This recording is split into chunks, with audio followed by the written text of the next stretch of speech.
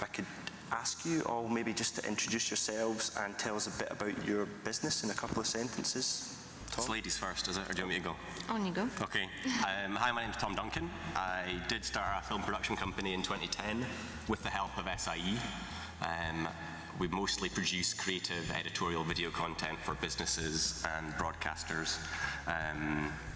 It sounds like a massive undertaking to set up a film production company. What a nonsense. You know, you can get your forms and become a limited company in a matter of time. It's really about building a network and meeting people. And that's the point that I'm at now. We rebranded last year because people were employing me for who I was as opposed to the idea of a company. So what I do is work with teams, usually small teams, crews of sort of 5 to 12, to produce video content and then try and make money, which I then spend in TK Maxx. I got a new table for my hall recently. It's lovely. It was like, I think it was like 75% off because it was, obviously it's Easter now, so. Yeah, we'll move on. Samantha, sorry. Sam. Yes, okay, so my name's Sam McFarlane, and I am the project coordinator for Bright Red Triangle, which is Edinburgh Napier's student and graduate consultancy service. And what we do is recruit students from across the university, students and recent graduates from across Napier, and put them out to do work for commercial clients in Edinburgh. So we do graphic design, web design, marketing, HR, all sorts of various things like that. Basically, if there's a course for it, we can find a talented student that's on that course and find work for them. Great. God, that sounds brilliant. I went to Napier, I didn't do that. I'm too When old. did you graduate? 09. Oh no, too far. Yeah, rubbish. Oh well. So students in Napier, take Yeah. note, right? Thanks. Hi, I'm Kate. I own and run a business called Vanilla Inc. And we specialise in helping the transition of jewellers from education into business. So we have a pod, if you like, and we have 8 jewellers that come on a course with us for a year, and they're in that space where we bring in mentors and business advisors and workshops and such like, and they can make their jewellery in that space and get the business advice to help them figure out how to make it in the real world. Great, thanks. Does anyone have anything burning that they want to ask? Or should we explore a little further? Maybe I'd like to ask you, Kate, you obviously have an interest in jewellery design. That's what you studied in, Yep. is that right? So what made you take the plunge to run this pod rather than be a jewellery designer yourself? Well, I graduated in 2007, and I instantly thought that I was going to be a jeweller, going to make stuff. That's what I was trained to do. However, the reality of it was a lot difficult than what I anticipated. I didn't get the tools, I didn't get the skills to actually be a jeweller. I could make jewellery, but I wasn't a jeweller. So a year of struggling in the real world, getting knockbacks, losing confidence. My skills then turned into a hobby because I had to get a full-time job in order to support what I was doing. And the sense of kind of loss and unsure and uncertainty of what I was wanting to do made me question whether if anyone else was feeling the same. Let's go into details. That's like your worst knockback ever. I've got a cracker. Worst knockback ever. Sorry. I know, that's harsh. Way to pick me up, eh? We'll talk about your best success in a minute, don't we? Constant knockbacks from trade fairs and craft fairs. Bastards. Funding. Never got any money, I know. It was a cruel, cruel world. That's the reality of it, folks.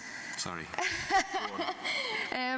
So it was just built out of the fact that I felt unsure. I didn't know what I was doing. Wondered if anyone was thinking the same. So kind of stemmed from there, and I built a service around that whole feeling of being lost and not knowing what to do after education. Okay. And unfortunately, I don't get a chance to make jewellery much anymore. Right, unless it's on a tight schedule. I had to make 110 dog tags in a night, and my fingers were raw from That's an episode of The Big Bang Theory. I've seen that. You're lying. making their bows and No one else has seen that, had a no. production line. No, it was just me making away. So yeah, the chances to make jewellery now is not there for me right now, but that's not where my passion lies at the moment. So Okay. the passion is trying to help other people make that transition, so that's what's driving me. Other people who you know are in the same position that you were in, Yeah. you're trying to change that. Yeah. That's really cool. as cheesy as that sounds. Yeah, no, it's good. But it is, my main ambition in life is to help others. Okay, thanks, Kate. Can I maybe ask the same question to you, Sam? What was the question? What? I don't know. What was the question? What was it that inspired you to get involved in business and start doing this consultancy that you're doing?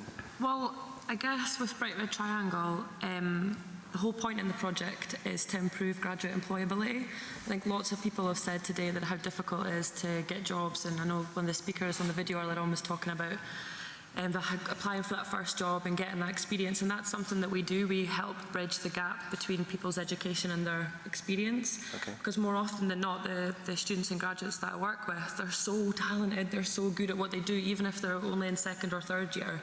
And it is so competitive out there that that's where my passion lies, just helping them get that experience, get not just the experience, but the contacts as well. Everybody's been talking about networking, and that's so important, getting that industry contacts and things that hopefully will then help them afterwards. How do you get your industry contacts? I network my ass off. Right. I go to all different events.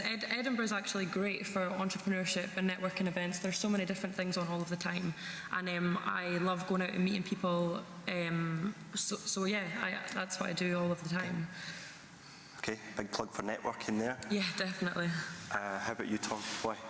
Why did I start doing what I'm doing? Why have you followed this route into film production? Like, I'd never really had that kind of Hollywood dream that I wanted to direct a big film like Steven Spielberg. In terms of starting a business, it was a sensible option for me. I had left uni, moved to London, to try to make it in the advertising industry. I had actually an interesting job when I was in London. My job was going into cinemas and filming the audience reacting to the screen, and then I'd cut that back to the trailer for the film for the advertisers, who would then go, oh, look how captive an audience is when you're in a cinema, that's great. The problem is, you know very well, when you go to the cinema, you're watching the film, it's very rare for you to be like, oh yeah, oh, yeah. You don't really have it. So here's me in a sort of crappy cinema in Enfield, in London, getting sort of a group of people together and just trying to force them to react to the screen, right? And I swear to God, the brief that I was given on my second day on the job was capture's probably the worst word for this, but no, capture images of 17-year-old girls swooning at Zac Efron. That was honestly what I had to do. So I was getting paid £25 an hour for that, trying to pay rent in London, and it was kind of fun, interesting work, but it wasn't really feeling an ambition, and I wanted to, if I wanted to make a go of making content, I was going to have to do it somewhere that was going to get a bit more support, I suppose. And for me, that's back home. I'm from Elgin in Murray. I love that part of the world. That's where I stay. One of the things that sucks about it is access to networking events. You know, you mentioned that. I get loads of emails through from lots of different organisations where I'd love to go to their events. I think walking into this room and seeing the standard of how things have come on since I was, doing this in 2010, it's amazing. So you're all very lucky. But my knockback story, right, it comes to another one of these things, which is when you're starting your business and you get that thing where you want to go and pitch. You've got your business idea, you're pitching, you try to get support. You've seen people walking away with 500 quid, £1,000 today. I did Start for Six. Has anybody come across that? I did it. Did you Start for Six as well? Were you successful? A little bit, yeah. Yeah, right. So Start for Six, excellent organisation if you've got a startup company in creative industries maybe, where you go through a training program with your business idea and they sort of show you different ways of looking at markets, different ways of working ideas, and it's really fantastic. And they build you up to the idea that you're going to go and take this pitch towards getting a lot of money. And it was fantastic. It was a great experience. And then I got to that final pitch date and totally blew it. It was so bad. It was getting ahead of yourself, really. I think what I was doing. And I just remember sitting in the bottom of a lift in the new RGU campus as it was moving between floors, on the phone to my mum in tears, telling her that I didn't have the 10 grand to pay for my new branding and identity project, and just feeling like I'd failed. And it's funny because although it's a great program and system to go through, it didn't really matter. I mean, I should have been out actually meeting customers and working business and getting more experience that way, and instead of going after that pot of money that existed that didn't really ever exist at all.